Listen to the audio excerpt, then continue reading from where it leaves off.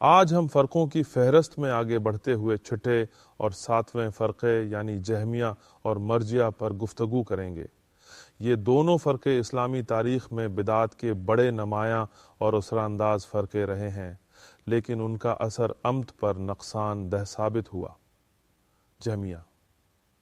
جہمیہ فرقہ جہم بن صفوان سے منسوب ہے، جو عراق کے شہر کوفہ میں پیدا ہوئے اور بعد میں ترکستان کے شہر ترمز منتقل ہوئے۔ جہم بن صفوان نے یونانی فلسفہ اور علم کلام کا مطالعہ کیا، اور انہی نظریات کی روشنی میں اس نے یہ کہنا شروع کیا کہ قرآن اللہ کا کلام نہیں بلکہ مخلوق ہے۔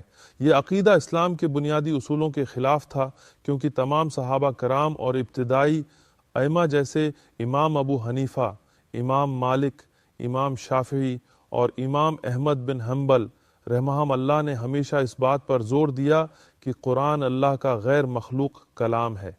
مزید برآں جہمیہ نے اللہ کے اسماء اور صفات کا انکار کیا۔ ان کے عقائد میں یہ بات شامل تھی کہ اللہ کی کوئی صفات نہیں، حالانکہ قرآن اور حدیث میں اللہ کے اسماء اور صفات کا بارہا ذکر ملتا ہے۔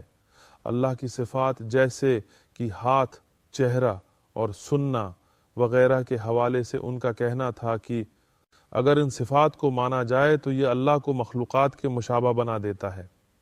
اہل سنت والجماعت نے اس عقیدے کی سختی سے مخالفت کی اور کہا کہ اللہ کی صفات کو اسی طرح مانا جائے جیسا کہ قرآن اور حدیث میں ذکر ہے، بغیر کسی تشبیہ یا تعویل کے۔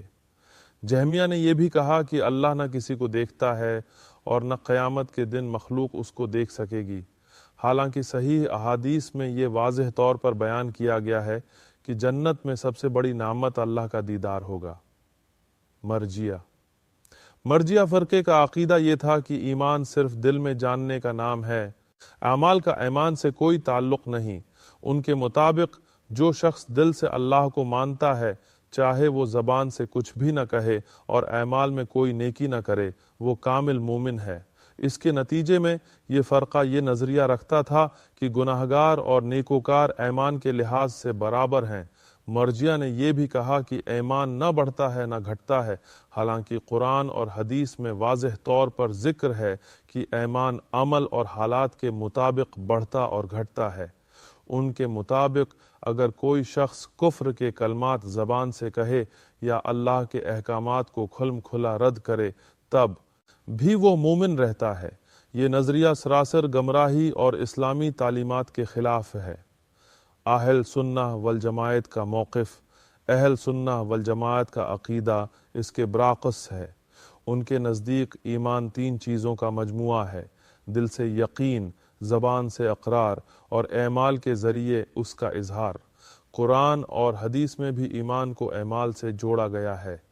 مثال کے طور پر رسول اللہ نے فرمایا کہ ایمان کے کئی شعبے ہیں، ان میں سب سے بلند شعبہ لا الہ الا اللہ کہنا ہے، اور سب سے ادنی شعبہ راستے سے تکلیف دہ چیز کو ہٹانا ہے جو کہ عمل ہے۔ ائمہ کرام نے ان گمراہ عقائد کے خلاف سخت رد کیا۔ امام احمد بن حنبل رحمہ اللہ نے جہمیہ کے عقائد کے خلاف کتاب رد علی الجہمیہ لکھی اور اپنی زندگی میں اس فتنے کے خلاف بھرپور علمی جدوجہد کی۔ امام بخاری رحمہ اللہ نے صحیح بخاری میں جہمیہ کے رد میں ابواب شامل کیے۔